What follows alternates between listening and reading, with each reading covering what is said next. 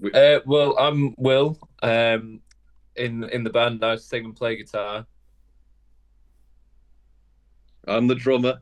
We've had, Robert, yeah, Robert yeah. drummer. Alfie, I'm the bass player, the one no one cares about. and I think he's muted himself. Jamie, I think's feeding back. Yeah. Oh, Jamie's entered again, coming back again. Anyway, so I asked him the question earlier on: where did the name Velvet Tuxedo come from? Pretty much. It was two words. Well, it was words in a hat, really, and we just sort of picked them out and rolled with it. Really, I think that's how it was, Jamie, wasn't it? Hello. Yeah, it was. Yeah, it was. Yeah. Oh, that's exciting.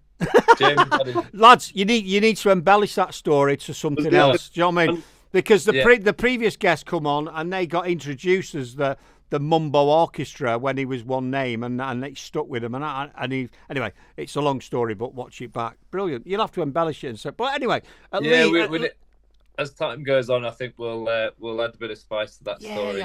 You have to think of something. You know what I mean?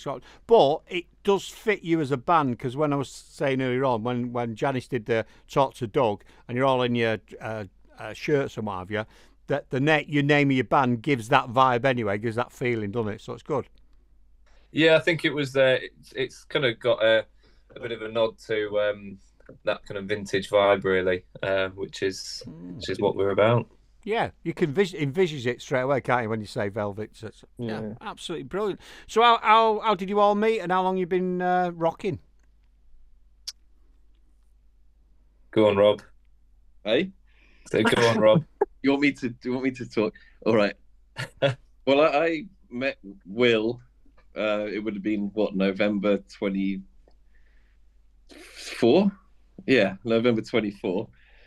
Yeah. Because you were after a drummer.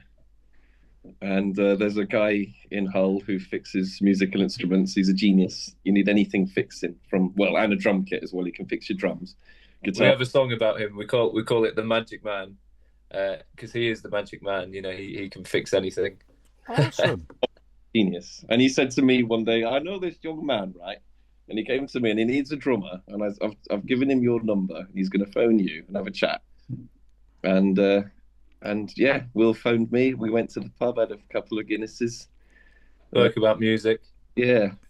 Realised that this random person who, I mean, when you're on the lookout for a drummer, they don't just sort of vanish out of nowhere. But in Rob's case, he did. It was I had a little rub of the lamp, and then out came Rob. So the Magic Man is the Magic Man because he got you all together as well, didn't he? So that's he's brilliant. He's not only fixing instruments, he's fixing bands. That's what he should have. I don't only fix instruments, I fix bands. And that's absolutely he's the Magic Man. We like him already. We like him. We'll have to get the Magic Man on for a chat. It sounds awesome. Oh yeah. You definitely should. We'll send him your way. Yeah. He's an interesting guy. Make it happen. So, Ian Gallagher. This is Ian Gallagher. He says Velvet Tuxedo sounds a bit like a furry condom. But that's how his mind works, people. But yeah, could be. Maybe that should be the story of how the band name came about. Yeah. It's how I think that. I think Alfie's the most likely to have a furry condom. Is that right? No comment. Well, the next question will be good. We'll find out who's what. If there was a zombie apocalypse, which band member would die first? I'd definitely survive the full thing. I've watched too many Walking Dead. I know how to do it. Right, people don't go and rub his house because he's got everything there. He's got baseball bats with stuff around it. He's got all sorts. Me and Alfie, when we used to go to school together, and I used to say to him, like, where would you go for a zombie apocalypse? And there's a garage opposite my house, and we'd put cars in front of it with snipers on the roof and everything. It was well thought out. Yeah. Wow. What? Yeah, seriously, the way the world's going in a minute, we need to start thinking about this sort of stuff, don't we? Yeah. But I love that question. It's one. Who died first? Then? It won't be you because you're. I reckon Rob, because he'd try and talk to it. Yeah. He'd try and have a mature conversation about. Rob would try and convince the zombie that say something about Iron Maiden. Nah, it'd be like, I reckon Rob would be like, I reckon you had a shower last time before I have. I reckon I've gone longer without a shower to the zombie. I reckon that's what he'd say, and then he'd get bit. Oh my God! So, touring wise, had you obviously you've been about? What have you got planned this year? Have you got any? Where you going? We're down in London this weekend, Friday, Saturday, which is exciting. Friday we're at the Spice of Life in Soho, and Saturday we're at the Troubadour. Oh wow! And yeah, so it's our first time sort of properly, in the big smoke.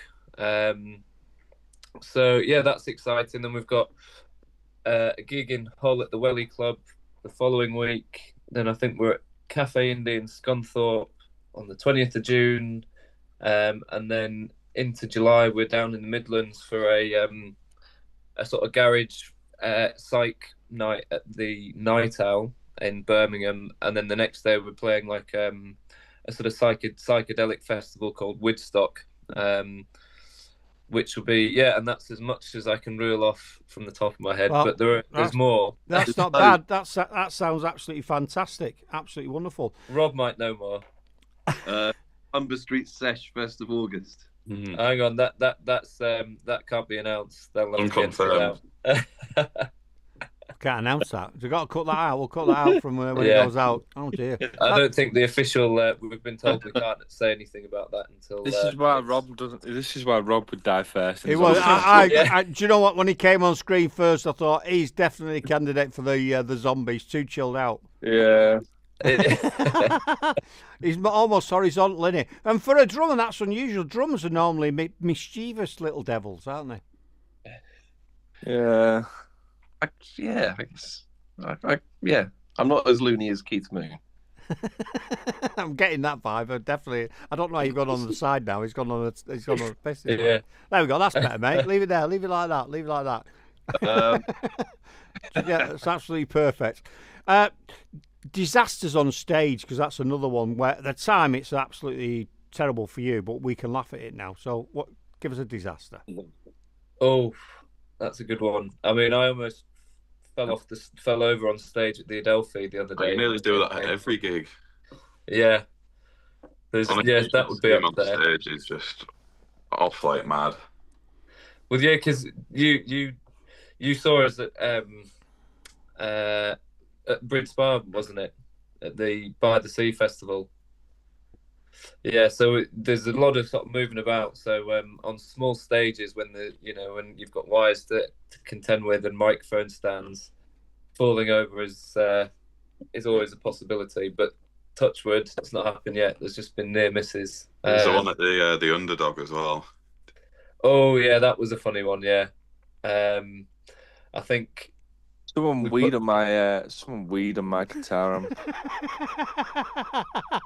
Yeah, that top was it Rob? Yeah.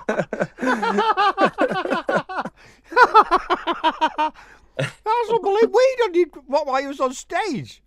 No, it was upstairs. And my gear was upstairs and some guy was just there and I saw his genitals and a stream coming out of it. All over your amp. Yeah. He must have had a few then. Was he a big lad, or can you not want to comment? Well, he's got glasses and he's got curly hair. And he looks like Rob. There we go. We'll say no more of that. We'll keep it quiet. Janice says she's trying to get all serious now. Tell us about your musical influences. It spans kind of so much territory, really. I mean, heavily kind of influenced by the sort of late 60s kind of garage psychedelic period. Yeah. Kind of from about sort of 1965 onwards in terms of our current sound. So 1965 to about 1968, I mean, I reel off so many different bands from that period. Yeah. I think that's the general influence and style and sound of the band, but individually, I I think we kind of listen to all sorts of different things. I mean, Jamie and Alfie are massive Beatles nuts, but then, but then, which we all are. But then I don't know, Alfie, you like the Arctic Monkeys and the Strokes. Rob loves Iron Maiden. Nice. I love Hendrix. Hendrix is one of my Hendrix, and then a bit of Taylor Swift. Yeah, there's not much difference there, is there, between Taylor Swift and Hendrix? She's actually top 5 guitarists of all time in Rolling Stone, apparently. So yeah, she's a massive megastar. There's something. Yeah, the Beatles were amazing, all those bands, and it's good that you've got a mix because I think that helps the band with your sound. Manta Ray says, "Hi guys." He doesn't talk like that, but he does when I'm doing it. "Hi guys." He says, "I know a guy who is looking for a band to play outside Hull KR Stadium on Friday the 12th. We've put your name forward just in case you would be interested in that." Well, there you go. You might not even know it. Yeah. We were just talking about this before we came on the show because we saw the message. We had a message, but unfortunately we can't do that date, so it's really annoying. But yeah. Yeah, can't do it, Manta Ray. Go back to your man and say, forget that. Or somewhere else. Rob's off talking to zombies. Yeah.